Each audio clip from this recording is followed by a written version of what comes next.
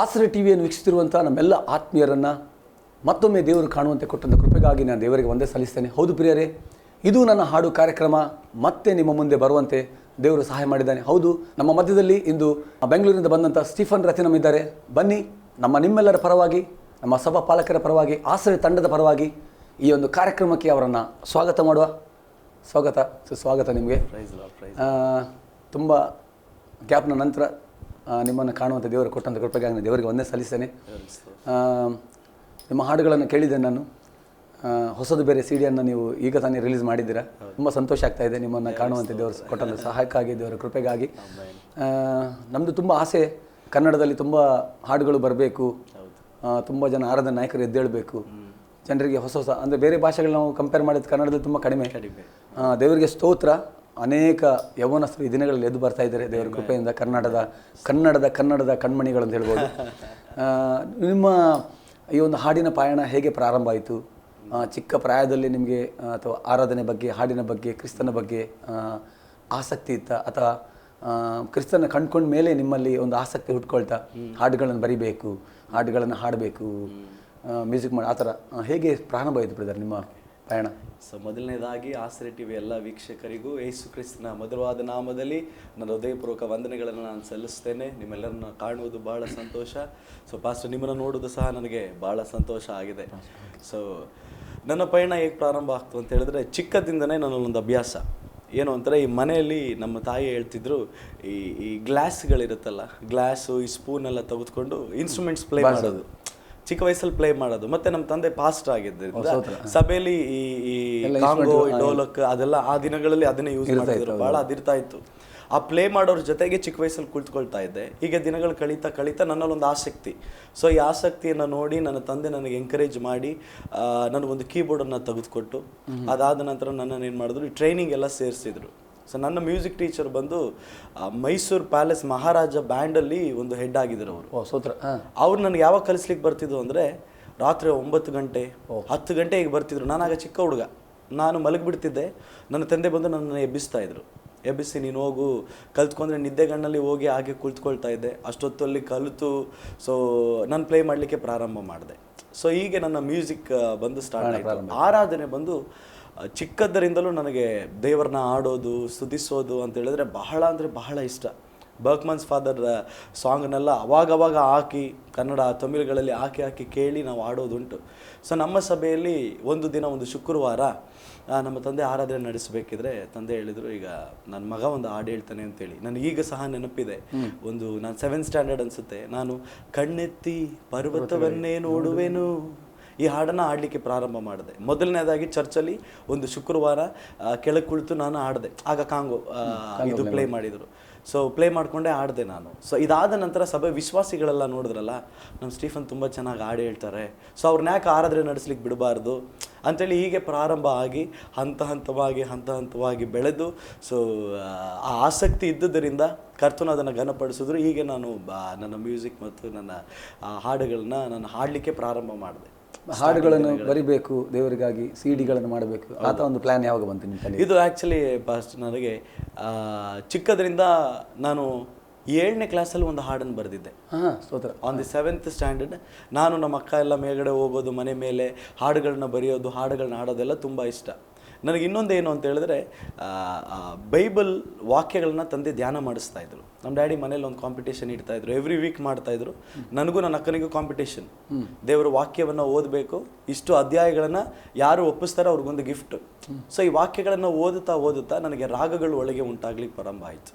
7th ಸ್ಟ್ಯಾಂಡರ್ಡಿಂದ ನಾನು ಹಾಡುಗಳನ್ನ ಬರೆದು ಹಾಡುಗಳನ್ನ ಆಡಲಿಕ್ಕೆ ಆಗಲೇ ಪ್ರಾರಂಭ ಮಾಡಿದೆ. ಆಗ ಒಂದು 2 ಹಾಡುಗಳು ಬರೆದಿರ್ತಾನೆ. ಸೊ ಸ್ಪೆಷಲಿ CD ವಿಚಾರಕ್ಕೆ ಅಂತ ಹೇಳಿದರೆ, ನನಗೆ ಬಂದು ಒಂದು 3-4 ವರ್ಷದ ಹಿಂದೆನೇ ನಾನೊಂದು 20 ಹಾಡಿನವರೆಗೂ ನಾನು ಹಾಡು ಬರೆದು ಬಿಟ್ಟಿದ್ದೆ. ಸೊ ನನಗೆ ಮಾಡಬೇಕು ಅನ್ನೋ ಪ್ಲ್ಯಾನ್ ಎಲ್ಲ ಏನಿರಲಿಲ್ಲ. ಬಟ್ ಇನ್ನೊಂದು ಏನಂದರೆ, ಈಗ ಕರ್ನಾಟಕದಲ್ಲಿ ಸ್ಪೆಷಲಿ CD ಹಾಡುಗಳು ಆಗ್ತವ್ರು ಬಹಳ ಕಡಿಮೆ, ಹೆಚ್ಚು ಅಂತ ಹೇಳಿದ್ರೆ ಫಾದರ್ ಹಾಡುಗಳನ್ನೇ ಎಲ್ಲರೂ ನಾವು ಫಾದರ್ ಹಾಡುಗಳನ್ನೆಲ್ಲ ಹಾಡಿ ಬೆಳೆದು ಬಂದವರು, ಬಹಳ ಎಂಜಾಯ್ ಮಾಡಿ. ಸೊ ಈ ದಿನಗಳು ಕಳೀತಾ ನನಗೆ ಮದುವೆ ಆದ ನಂತರ, ಸೊ ಆಫ್ಟರ್ ಮ್ಯಾರೇಜ್ ಆದ ನಂತರ ನಾನು ವರ್ಕ್ ಮಾಡ್ತಾ ಇದ್ದೆ HP ಕಂಪನಿಲಿ. ಸೊ ನನ್ನ ಹೃದಯದಲ್ಲಿ ಒಂದು ದಾಹ ಬಂತು, ನಾನೇ CD ಮಾಡಬಾರ್ದು. ನನ್ನ ಮನಸ್ಸಲ್ಲಿ ಏನಂದರೆ, ಸಾಲ ಮಾಡಬಾರ್ದು, ಕೆಲವೊಬ್ರು CD ಮಾಡ್ತಾರೆ. ಹೌದೌದು, ತುಂಬ ಕೇಳಿದ್ದೀವಿ ನಾವು. ನಾನು ನೋಡ್ತಿರೋ ವೀಕ್ಷಕರಿಗೆ ನಾನು ಇದನ್ನು ಹೇಳಲಿಕ್ಕೆ ಇಷ್ಟಪಡ್ತೇನೆ.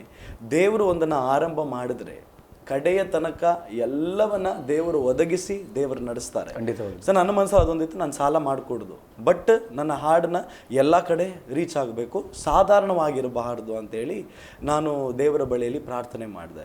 ಈಗ ದಿನಗಳು ಕಳೀತಾ ಕಳೀತಾ ನನ್ನ ಹೃದಯದಲ್ಲಿ ಒಂದು ಏನಂದರೆ, ನಾವು ವಿಭಿನ್ನವಾಗಿ ಮಾಡಬೇಕು. ಮಾಡಿದರೆ ರಿಪೀಟೆಡೇ ಮಾಡಬಾರ್ದು. ಈಗ ಕೆಲವೊಂದು ಹಾಡುಗಳನ್ನೆಲ್ಲ ನೋಡಿ, ನೂರಾರು ಹಾಡುಗಳಿದೆ. ಸೊ ಜನಗಳು ನೋಡ್ತಾರೆ, ಇದೇನೋ ಈ ರೀತಿ ಇದೆ, ಆ ರೀತಿ ಇದೆ, ಕೆಲವೊಬ್ರು ಕೇಳ್ತಾರೆ, ಕೆಲವೊಬ್ರು ಕೇಳೋದಿಲ್ಲ. ಬಟ್ ಏನಂದರೆ ನನ್ನ ಇಂಟೆನ್ಷನ್ ಏನಾಗಿತ್ತು ಅಂದರೆ, ಜನರ ಗಮನ, ಅವರ ಮನಸ್ಸನ್ನು ನಮ್ಮ ಕಡೆ ತಿರುಗಿಸ್ಬೇಕು, ಕರ್ತನ ಕಡೆ ತಿರುಗಿಸ್ಬೇಕು. ಸೊ ಕೆಲವೊಬ್ರು ಏನು ಮಾಡ್ತಾರೆ, ಕ್ರೈಸ್ತವರಾಗಿದ್ದರೂ ಸಹ ಈ ಈ ಈ ಫಿಲಿಮ್ ಸಾಂಗ್ಸ್ಗಳನ್ನೆಲ್ಲ ಭಾಳ ಕೇಳೋದು, ಯಾಕೆಂದರೆ ನಮ್ಮ ಕಡೆ ಆ ರೀತಿಯಾಗಿ ಇಲ್ಲ. ಸೊ ಬಟ್ ದಿನಗಳ ಆಗ್ತಾ ಆಗ್ತಾ ಆಗ್ತಾ ನಾನೇನು ಮಾಡಿದೆ, ದೇವರ ಸಮ್ಮುಖದಲ್ಲಿ ಕುಳಿತು ಪ್ರಾರ್ಥನೆ ಮಾಡಲಿಕ್ಕೆ ಪ್ರಾರಂಭ ಮಾಡಿದೆ. ಒಂದು ದಿನ ಯಾರೋ ಒಬ್ಬರ ಹತ್ರ, ನಾನು ನಿಮ್ಮ ಹಾಡನ್ನು ಟ್ರಾನ್ಸ್ಲೇಷನ್ ಮಾಡಿ ಆಡ್ತೀನಿ ಅಂತೇಳಿ ನಾನು ಕೇಳಿ, ಬೇರೆಯವ್ರ ಕಡೆಯಿಂದ ನಾನು ಹಾಡಲ್ಲ, ತಮಿಳು ಹಾಡನ್ನು ಕೇಳ್ತೀನಿ ಅಂದರು. ಅವ್ರು ಆಡಿದ ಕೆಲವೊಂದು ಮಾತು ನನ್ನ ಜೀವಿತದ ಬದಲಾವಣೆಗೆ ಕಾರಣ ಆಗ್ಬಿಡ್ತು. ಅವರು ಇಲ್ಲ ಬಡ್ಜೆಟ್ ಈಗ ಮಾಡಬೇಕು, ಹಾಗೆ ಮಾಡಬೇಕು, ಅದು ಇದು ಅಂತೇಳಿ ಹೇಳ್ಬಿಟ್ಟು ನನಗೆ ಭಾಳ ಹರ್ಟ್ ಆಯಿತು. ನಾನು ಆಗ HP ವರ್ಕ್ ಮಾಡ್ತಾಯಿದ್ದೆ. ನಾನು ಬೆಳಗ್ಗೆ 5 ಗಂಟೆಗೆ ಎದ್ದು ಇಲ್ಲಿಂದ ಹತ್ಕೊಂಡು ನಾನು ನನ್ನ ಆಫೀಸಿಗೆ ಹೋದೆ. ಆಫೀಸಿಗೆ ಹೋಗು ಅಲ್ಲೂ ಸಹ ಡಾಮಿಟ್ರಿಲಿ ಕುಳಿತು ಪ್ರಾರ್ಥನೆ ಮಾಡಿದೆ. ಕರ್ತನೇ, ನನ್ನ ಜೊತೆ ಇರೋ ದೇವರು ತಾನೆ, ಅವ್ರ ಜೊತೆ ಇರೋದು ನೀನು ತಾನೆ, ಅವರಿಗೆ ಹಾಡು ಕೊಡೋದು ನೀನು ತಾನೆ, ನನಗೆ ಯಾಕೆ ಕೊಡಬಾರ್ದು ಅಂತೇಳಿ ದೇವ್ರ ಸಮ್ಮುಖದಲ್ಲಿ ಪ್ರಾರ್ಥನೆ ಮಾಡಲಿಕ್ಕೆ ಪ್ರಾರಂಭ ಮಾಡಿದೆ. ದೇವರು ನನಗೆ ಅನೇಕ ಯೂಬ್ರಿವಿಕ್ ಟರ್ಮ್ಸ್ಗಳನ್ನು ಆ್ಯಡ್ ಮಾಡಿ ಹಾಡುಗಳನ್ನ ಬರಲಿಕ್ಕೆ ದೇವರು ಕೃಪೆ ಮಾಡಿದ್ರು.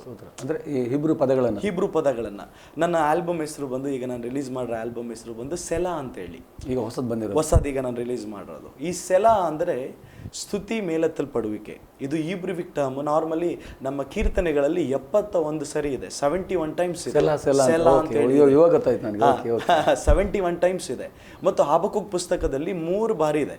ನಾವು ಆರಾಧನೆಗಳಲ್ಲಿ ಎಲ್ಲ ಓದ್ಬೇಕಿದ್ರೆ ಈ ಸೆಲಾ ಅನ್ನೋದನ್ನ ಬಿಟ್ಬಿಡ್ತಾರೆ ಕೆಲವೊಬ್ರು, ಓದೋದಿಲ್ಲ.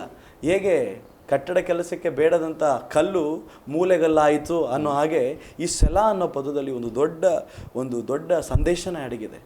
ಸೇ ಅಂದರೆ ಇಬ್ರುವಲ್ಲಿ ಸ್ತುತಿ, ಪ್ರೈಸ್. ಲಾ ಅಂದರೆ ಲಿಫ್ಟೆಡ್ ಅಪ್, ಮೇಲೆತ್ತಲ್ಪಡುವಿಕೆ. ಸೆಲಾ ಅಂದರೆ ಸ್ತುತಿ, ಮೇಲೆತ್ತಲ್ಪಡುವಿಕೆ ಅಂತ. ಸೊ ನಾನು ಒಂದು 5-6 ಹೆಸರುಗಳನ್ನು ನನ್ನ ಆಲ್ಬಮ್ಗೆ ಇಡಬೇಕಂತೇಳಿ ಇಟ್ಟಿದ್ದೆ. ದೇವರು ಹೇಳಿದ್ರು, ಈ ಕರ್ನಾಟಕ ರಾಜ್ಯದಲ್ಲಿ ನಮ್ಮ ದೇಶದ ಉಜ್ಜೀವನ ಆಗಬೇಕಂದ್ರೆ ಆರಾಧನೆ ಮಾಡುವ ಸೈನಿಕರೇ ಹೇಳಬೇಕು.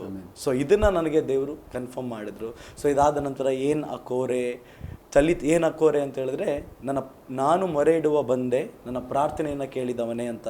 ತಲಿತಕ್ಕುಮ್ ಅಂತೇಳಿ ದೇವರು ಮಾರ್ಕನು ಬರೆದ ಸುವಾರ್ತೆ 5ನೇ ಅಧ್ಯಾಯ 43 ಹೇಳ್ತಾರೆ. ಸತ್ತೋದು ಹುಡುಗಿ ನೋಡಿ, ಅಮ್ಮಣಿ ಎದ್ದೇಳು ಅಂತೇಳಿ ಅದ್ರ ಬಗ್ಗೆ ಒಂದು ಹಾಡನ್ನು ಬರೆದೆ. ಏಸೆಕ್, ಸಿಟ್ನಾ, ರೆಹಬೋತ್, ಇಗೋಯನ್ ಅಂತೇಳಿನೂ ಬರುತ್ತೆ.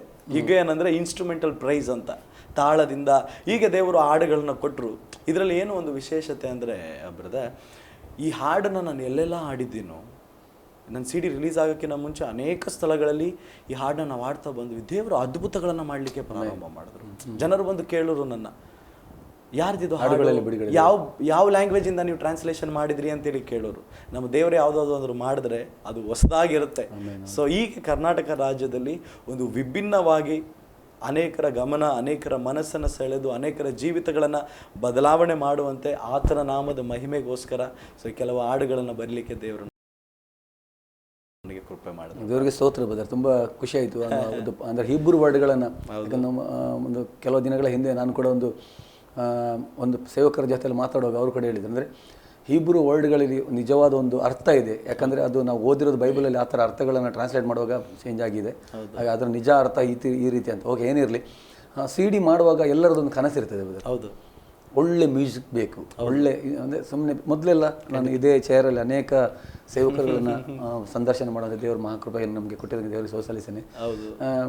ತುಂಬ ಕಮ್ಮಿ ಬಜೆಟಲ್ಲಿ, ಬರೀ ಕೀಬೋರ್ಡಲ್ಲಿ. ಹೌದು. ಆದರೆ ಈ ದಿನಗಳಲ್ಲಿ ಬಜೆಟ್ ಜಾಸ್ತಿ ಆಗಿದೆ, ನಿರೀಕ್ಷೆ ಜಾಸ್ತಿ ಆಗಿದೆ. ಹೌದು. CDಗಳು ಕಡಿಮೆ ಆಗಿದೆ. ಆದರೂ ಯೂಟ್ಯೂಬಲ್ಲೆಲ್ಲ ದೇವರು ಅನೇಕ ಮಾರ್ಗಗಳನ್ನು ತೆರೆದಿದ್ದಾನೆ.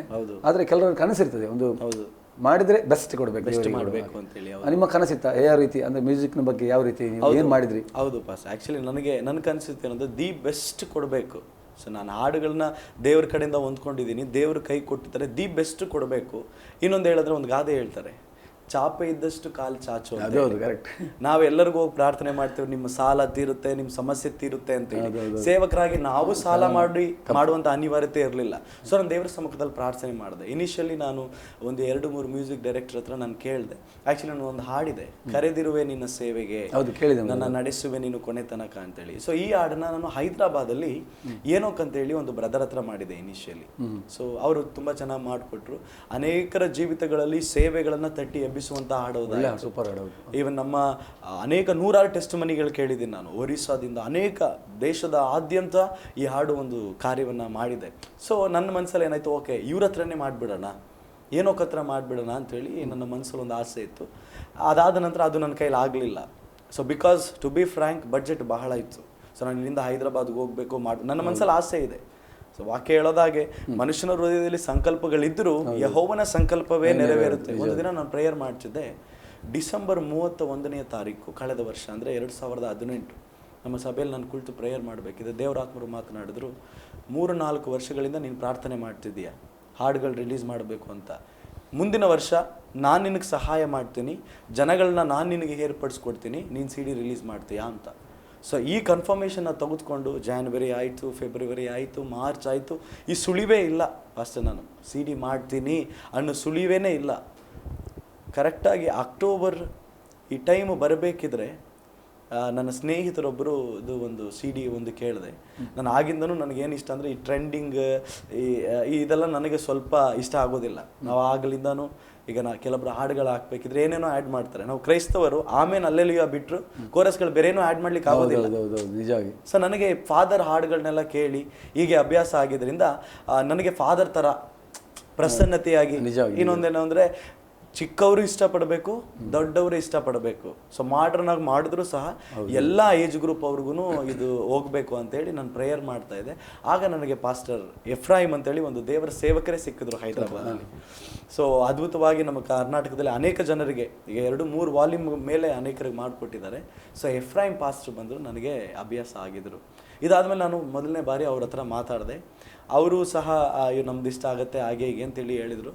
ನಾನು ಅವ್ರ ಹತ್ರ ಒಂದು ಮಾತು ಹೇಳಿದೆ, ದೇವರ ನಿಮ್ಮನ್ನು ನನಗೆ ತೋರಿಸಿದ್ದಾರೆ. ಅದಾದಮೇಲೆ ಇನ್ನೊಂದು 2-3 ಜನ ನಾನು ನೋಡಿದೆ. ಆ್ಯಕ್ಚುಲಿ ಇವ್ರ ಕಡೆ ಎಲ್ಲ CD ಮಾಡಬೇಕು ಅಂತೇಳಿ ನನಗೆ ಪರ್ಸನಲಿ ದೇವರ ಆತ್ಮನ ನಡೆಸುವಿಕೆ ಇರಲಿಲ್ಲ. ಸೊ ದೇವರ ಆತ್ಮನ ನಡೆಸುವಿಕೆ ಇಲ್ಲದ ಕಾರಣ ನಾನು ಅಲ್ಲಿಗೆ ಡ್ರಾಪ್ ಮಾಡಿ ಪಾಸ್ಟರ್ ಎಫ್ರಾಯಿಮ್ ಹತ್ರ ನಾನು ಮಾತಾಡಿಬಿಟ್ಟೆ. ಸೊ ಒಳ್ಳೆ ದೇವ ಮನುಷ್ಯ. ಸೊ ಅದ್ಭುತವಾಗಿ ಪ್ರಸನ್ನತೆಯಾಗಿದೆ ಹಾಡುಗಳನ್ನ ಕೇಳಿ. ಈಗಾಗಲೇ ನಾವು ಫಸ್ಟ್ ಒಂದು ಕಡೆ ರಿಲೀಸ್ ಮಾಡಿದ್ವಿ. ಸೊ 100 CDಗಳು ಹೋಗ್ತು ದೇವರ ಕೃಪೆಯಿಂದ. ಇದು ಬಿಸ್ನೆಸ್ಗೋಸ್ಕರ ಬೇರೆ ಯಾವುದಕ್ಕೋಸ್ಕರನೂ ಮಾಡಲಿಲ್ಲ. ಸೊ ನಾನು ಎಲ್ಲೂ ನನ್ನ CD ವ್ಯರ್ಥವಾಗಿ ಇಲ್ಲಿವರೆಗೂ ನಾನು ಕೊಡಲಿಲ್ಲ, ಇನ್ನು ಮೇಲೂ ಕೊಡೋದಿಲ್ಲ. ನಾನು ನನ್ನ ನೋಡುವಂಥ ಕರ್ನಾಟಕ ಜನರಿಗೆ ನಾನು ಹೇಳ್ತೀನಿ, ಸೇವಕರಿಗೆ ನಾನು ಈ ಮಾತನ್ನು ಪಾಯಿಂಟ್ ಮಾಡಲಿಕ್ಕೆ ಹೇಳ್ತೀನಿ. ನಮಗೆಲ್ಲರಿಗೂ ಆಸೆ ಇದೆ ಕರ್ನಾಟಕ ರಾಜ್ಯದಲ್ಲಿ ಒಳ್ಳೊಳ್ಳೆ ಸೇವಕರು ಹೇಳಬೇಕು, ಒಳ್ಳೊಳ್ಳೆ ಹಾಡುಗಳು ಬರಬೇಕು, ಬೇರೆ ಲ್ಯಾಂಗ್ವೇಜಿಂದ ಟ್ರಾನ್ಸ್ಲೇಷನ್ ಮಾಡಬಾರ್ದು, ಭಾಷಾಂತರ ಮಾಡಬಾರ್ದು ಅಂತ ಹೇಳಿ. ಸೊ ನಾನೇನು ಹೇಳ್ತೀನಿ ಅಂದರೆ, ಕರ್ನಾಟಕದಲ್ಲಿ ಅನೇಕ ದೇವ ಜನರು ಕ್ರಿಸ್ತನಿಗೋಸ್ಕರ ಒಳ್ಳೆಯ ಹಾಡುಗಳನ್ನು ಹಾಡ್ತಾ ಇದ್ದಾರೆ. ಅಂಥವ್ರನ್ನ ಪ್ರೋತ್ಸಾಹ ಮಾಡೋದನ್ನು ಮಾತ್ರ ಮರಿಬಾರ್ದು. ನಾನು ಯಾಕೆ ಇದನ್ನು ಹೇಳ್ತೀನಂದರೆ, ಫಸ್ಟ್ ತುಂಬ ಜನ ಸಾಲ ಮಾಡಿ ಏನೇನೋ ಮಾಡಿರ್ತಾರೆ, ದೊಡ್ಡ ದೊಡ್ಡ ಕನಸುಗಳನ್ನ ಇಟ್ಕೊಂಡು ಮಾಡಿರ್ತಾರೆ. ಬಟ್ ಕಡೆಯದಾಗ ಅವ್ರಿಗೆ ಸಿಗೋದೇನು ಅಂದರೆ ಡಿಸಪಾಯಿಂಟ್ಮೆಂಟ್. ನಿಜವಾಗಿ ಅವರು ನಿರಾಶೆಗೊಂಡಿರ್ತಾರೆ. ಕೆಲವರೆಲ್ಲ ಒಳ್ಳೊಳ್ಳೆ ವಾಲ್ಯೂಮು ಕೆಲವೊಂದು ವರ್ಷಗಳ ಮುಂಚೆ ನಮ್ಮೂರಲ್ಲೆಲ್ಲ ಒಳ್ಳೆ ವಾಲ್ಯೂಮ್ಗಳು ಮಾಡಿದರು. ದಿನಗಳು ಕಳೀತಾ ಇವತ್ತೆಲ್ಲ ಅವರಿಲ್ಲ. ಇನ್ನೂ 2000 CD ಪ್ರಿಂಟ್ ಹಾಕಿದ್ದಾರೆ, ಇನ್ನೂ ಎಷ್ಟೋ CDಗಳನ್ನ ಮನೇಲಿ ಇಟ್ಕೊಂಡಿದ್ದಾರೆ. ಸೊ ನಮ್ಮ ಜನರು ವಿಶೇಷವಾಗಿ ನಾನೇನು ಹೇಳ್ತೇನೆ ಅಂದರೆ, ಪ್ರೋತ್ಸಾಹ ಮಾಡೋದನ್ನು ಕಲ್ತ್ಕೊಳ್ಬೇಕು. ಸೇವಕರು ಹೇಳ್ಬೇಕಂದ್ರೆ, ಒಂದು ಒಳ್ಳೆ ಸೇವಕರು ನಾವು ಅಂತಂತ ಹೇಳ್ಕೊಳ್ಬೇಕು ಅಂತ ಹೇಳಿದ್ರೆ ಅವ್ರು ಅನೇಕ ಸೇವಕರನ್ನ ಹೆಲ್ಪ್ ಮಾಡಬೇಕು, ಅನೇಕ ಸೇವಕರನ್ನ ಎಬ್ಬಿಸಬೇಕು ನಾನು ಹೇಳ್ತೇನೆ. ಸೊ ಹೀಗೆ ನನಗೆ ಯಾವ ಸಪೋರ್ಟು ಇರಲಿಲ್ಲ. ದೊಡ್ಡ ಸಪೋರ್ಟು ದೇವರು, ಎರಡನೆಯ ಸಪೋರ್ಟು ನನ್ನ ಪತ್ನಿ.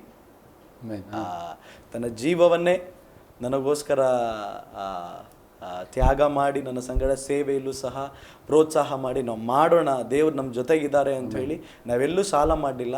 ಕರ್ತನ ಕೃಪೆಯಿಂದ ನಮಗೆ ದೇವರು ಏನು ಕೊಟ್ಟರು, ನಮ್ಮ ಕೈಯಲ್ಲಿ ಏನು ತಾಲಂತನ್ನು ಕೊಟ್ಟಿದ್ರು ಅದನ್ನು ಯುಟಿಲೈಸ್ ಮಾಡಿ, ಏನು ಬಲ ಕೊಟ್ಟಿದ್ರು ಅದನ್ನು ಯುಟಿಲೈಸ್ ಮಾಡಿ ದೇವ್ರಿಗೆ ಸ್ತೋತ್ರ ಅದ್ಭುತವಾಗಿ ರಿಲೀಸ್ ಮಾಡಲಿಕ್ಕೆ ಸ್ವಾಮಿ ಕೃಪೆ ನನಗೆ ಗ್ರಹಿಸಲು ಪಾಸ್ಟರ್. ನಮಗೆ ಹಿಬ್ರು ಭಾಷೆಯನ್ನು ಹಾಕಬೇಕು ಅಥವಾ ಹಿಬ್ರು ಬಗ್ಗೆ ಅಂದರೆ ಇಲ್ಲಿ ತನಕ ಯಾರು ಅದು ಒಂದು ಪ್ರಯತ್ನ ಮಾಡಲಿಲ್ಲ. ಒಂದು 2-3 ವರ್ಡ್ಗಳನ್ನು ಬಂದಿದೆ, ಕಬೂರ ಇರ್ಬೋದು, ಕಬೂರ. ಹೌದು ಹೌದು ಓಕೆ. ಆದರೆ ನಿಮಗೆ ಅದು ಯಾಕೆ ಹೊಳಿತು ಆ ಥರ ಮಾಡಬೇಕು ಏನಾದ್ರು? ನನಗೆ ಆ್ಯಕ್ಚುಲಿ ಫಸ್ಟ್ ಚಿಕ್ಕ ವಯಸ್ಸಿಂದನೂ ನನ್ನ ಆಫೀಸಲ್ಲಾಗಲಿ, ನಮ್ಮ ಮನೇಲಾಗಲಿ, ನಮ್ಮ ಸಭೆಯಲ್ಲಾಗಲಿ ಏನಾದರೂ ಒಂದು ಹೊಸದು ಮಾಡ್ತಾ ಮಾಡಬೇಕು ಸ್ಪೆಷಲ್ ಆಗಿ. ಎಲ್ಲೇ ಇದ್ರೂ ಐಡೆಂಟಿಫೈ ಆಗಬೇಕು ನಾನು ಅನ್ನೋದು ನನಗೆ ಬಹಳ ಇರುತ್ತೆ. ನಾನು ಓದಿದ ಕಾಲೇಜಲ್ಲಾಗಲಿ ಒಳ್ಳೆ ವಿಷಯದಲ್ಲೂ ಕೆಟ್ಟ ವಿಷಯದಲ್ಲೂ ನಾನು ಐಡೆಂಟಿಫೈ ಆಗಿರ್ತಾ ಇದ್ದೆ. ಸೊ ಹೀಗೆ ನನಗೆ ಅದೊಂದು ಇತ್ತು, ನಾವು ಮಾಡಿದ್ರೆ ಡಿಫ್ರೆಂಟ್ ಆಗಿರಬೇಕು, ಜನಗಳು ನಮ್ಮನ್ನು ನೋಡಬೇಕು, ಐಡೆಂಟಿಫೈ ಮಾಡಬೇಕು, ಗುರುತು ಮಾಡಬೇಕು. ಆ ನಾಗಮಾನ್ ಬರಬೇಕಿದ್ರೆ ಇಲ್ಲೊಬ್ಬ ಎಲಿಶಾ ಇದ್ದಾನೆ ಅಂತೇಳಿ ಗೊತ್ತಾಗಲಿ ಅಂತೇಳಿ ಹೇಳ್ತಾರೆ. ಸೊ ಹಾಗೆ ಟು ಐಡೆಂಟಿಫೈ, ಜನರು ನಮ್ಮನ್ನು ಐಡೆಂಟಿಫೈ ಮಾಡಬೇಕು ಅನ್ನೋದೊಂದಿತ್ತು. ಸ್ಪೆಷಲಿ ನನ್ನ ಪ್ರಾರ್ಥನೆ ದೇವ್ರ ಕಡೆ ಆಗಿತ್ತು. ಅನೇಕ ತಮಿಳು ಸೇವಕರನ್ನ ಹಾಡುಗಳನ್ನೆಲ್ಲ ಕೇಳಿ ನಾನು ಪ್ರಾರ್ಥನೆ ಮಾಡ್ತಿದ್ದೆ, ಕರ್ತನೆ ಇಂಥ ಹಾಡುಗಳನ್ನ ನಿನ್ನ ಕರ್ನಾಟಕ ಜನರಲ್ಲಿ ಸೇವಕರನ್ನ ಎಬ್ಬಿಸು ಅಂತೇಳಿ. ದೇವರು ಹೇಳಿದ್ರು, ಎಲ್ಲಿ ಎಬ್ಸೋದು, ನೀನೇ ಅದು, ನೀನೇ ಅದು. ಸೊ ಸ್ಪೆಷಲಿ ನಾನು ಕಲಿಸಿದ ಮ್ಯೂಸಿಕ್ಕಿಂದಾಗಲಿ, ನನ್ನ ರಾಗದಿಂದಾಗಲಿ, ನನ್ನ ತಾಲಂತಿಂದಾಗಲಿ ನನ್ನ ಹಾಡುಗಳನ್ನ ಬರೀಲಿಲ್ಲ. ಇಟ್ ಈಸ್ ಕಂಪ್ಲೀಟ್ಲಿ ದೇವರ ವಾಕ್ಯವನ್ನು ಹುಚ್ಚನ ರೀತಿ ಓದಲಿಕ್ಕೆ ನಾನು ಪ್ರಾರಂಭ ಮಾಡಿದೆ. ಹುಚ್ಚನ ರೀತಿ ಒಂದೊಂದು ಕೆಲವೊಂದು ಅಧ್ಯಾಯಗಳನ್ನ ನ್ಯಾಯಸ್ಥಾಪಕರು 15ನೇ ಅಧ್ಯಾಯ ನಾನು ಮೋರ್ ದೆನ್ 100 ಟೈಮ್ಸ್ ಓದ್ಬಿಟ್ಟಿದ್ದೀನಿ.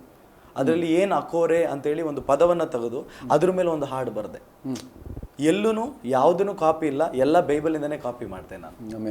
ವಾಕ್ಯಗಳನ್ನು ಓದಿ ಅದನ್ನು ಧ್ಯಾನ ಮಾಡಿ ದೇವರ ಸಮ್ಮುಖದಲ್ಲಿ ಉಪವಾಸದಲ್ಲಿ ಕುಳಿತು ಕೆಲವೊಂದು ಸರಿ ಈ ಪದಗಳು ಸಿಕ್ಕಿದಾಗ ಬಹಳ ಖುಷಿ ನನಗೆ.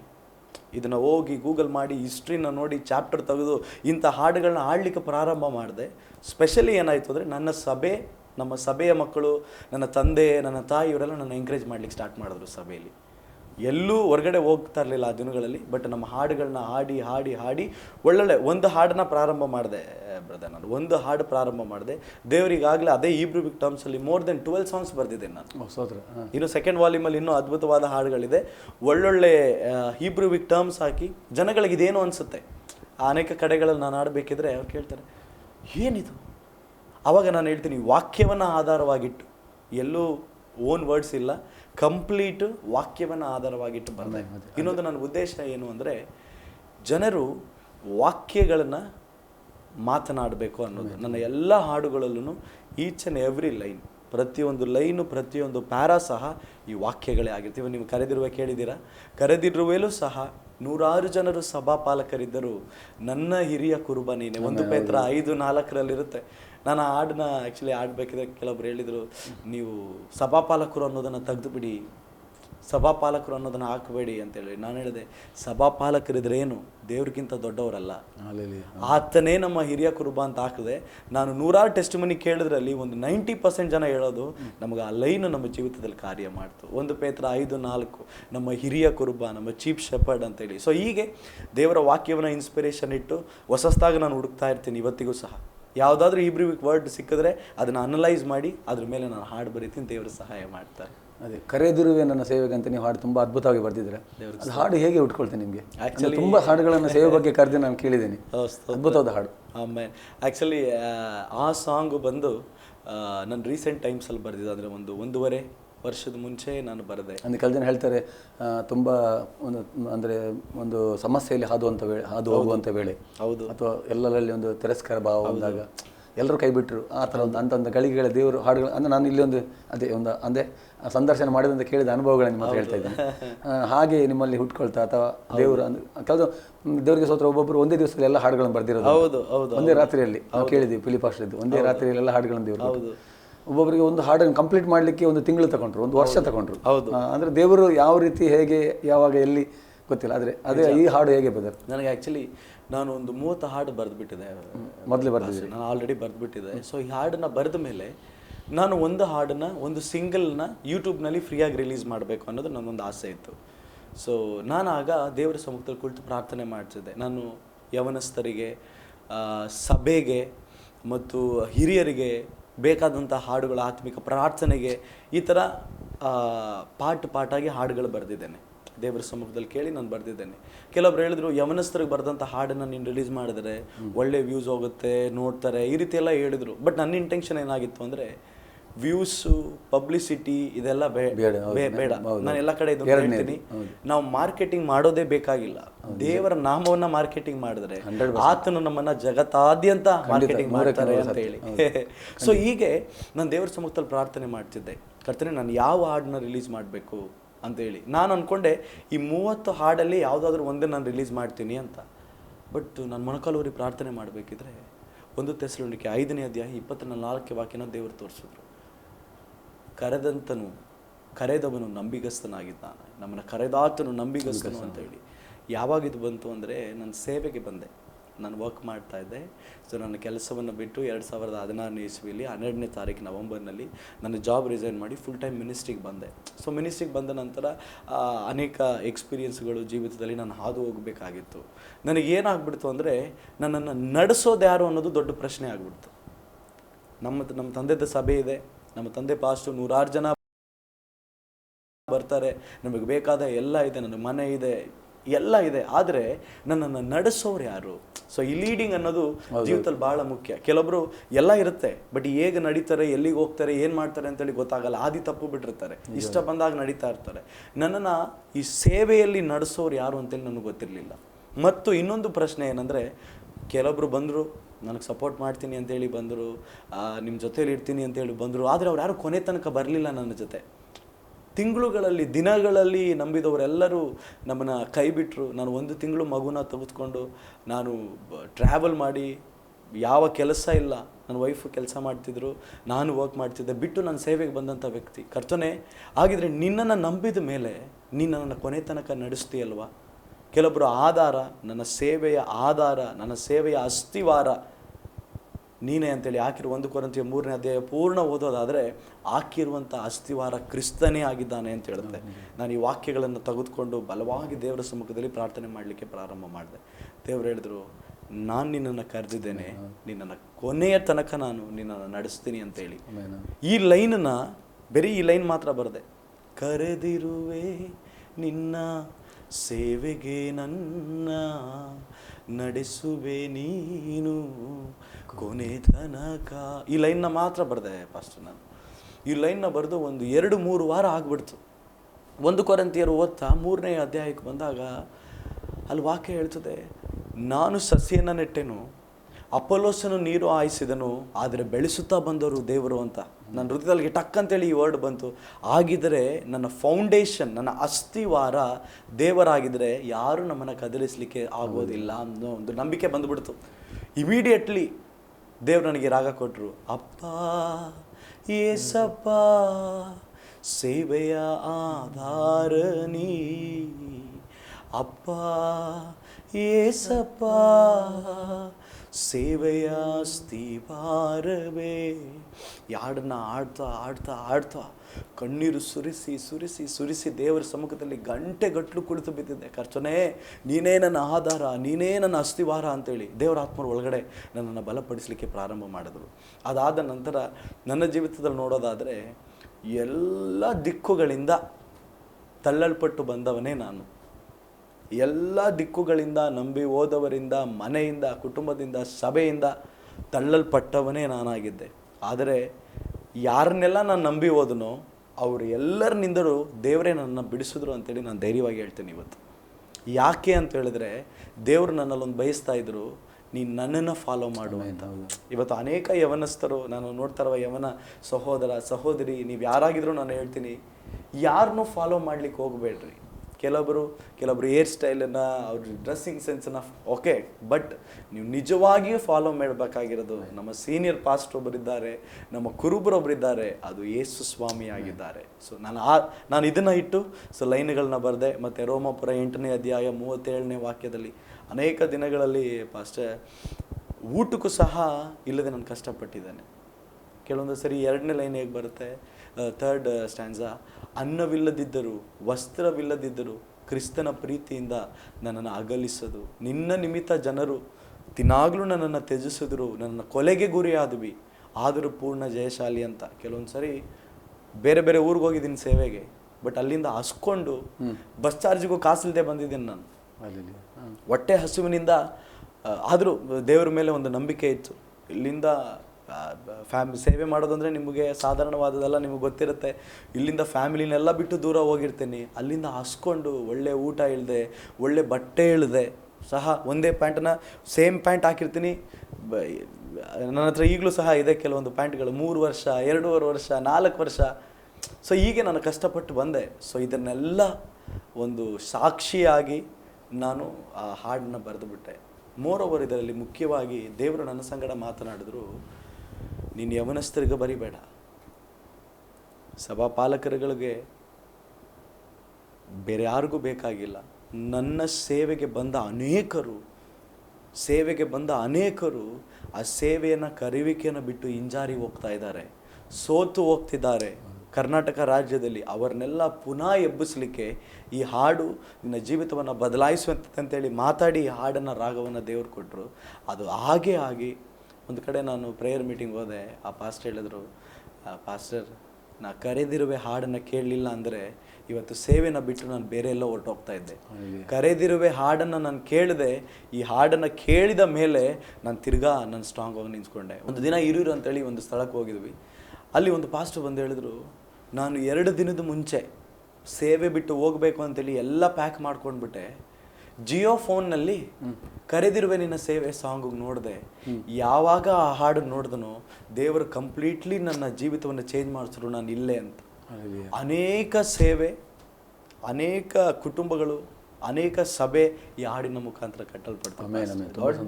ದೊಡ್ಡದಿದೆ ಕರೆದಿರುವೆ ನಿನ್ನ ಸೇವೆ ಟೆಸ್ಟಿಮನಿ ಬಂದು. ಅದ್ಭುತವಾದ ಹಾಡು ಬಹುಶಃ, ತುಂಬ ಅದ್ಭುತವಾಗಿದೆ ಹಾಡು. ಏನೇ ಇರಲಿ, ತುಂಬ ಸಂತೋಷ ಆಯಿತು. ಅನೇಕ ವಿಷಯಗಳನ್ನು ತಿಳ್ಕೊಂಡು ನಾವು ತುಂಬ ಸಂತೋಷ ಆಗ್ತಾ ಇದೆ ನಿಮ್ಮನ್ನು ದೇವರು ಸಂಧಿಸುವಂತೆ ಕೃಪೆ ಕಟ್ಟಬೇಕಾಗಿ. ಒಂದು ಸಣ್ಣ ವಿರಾಮ ತಗೊಳ್ಳುವ, ಮತ್ತೆ ಇದನ್ನು ಹಾಡಕ. ಇದು ನನ್ನ ಹಾಡಲ್ಲಿ ಒಂದು ಸಣ್ಣ ವಿರಾಮದ ನಂತರ ಮತ್ತೆ ನಿಮ್ಮ ಮುಂದೆ ಇದು ನನ್ನ ಹಾಡು ಕಾರ್ಯಕ್ರಮ.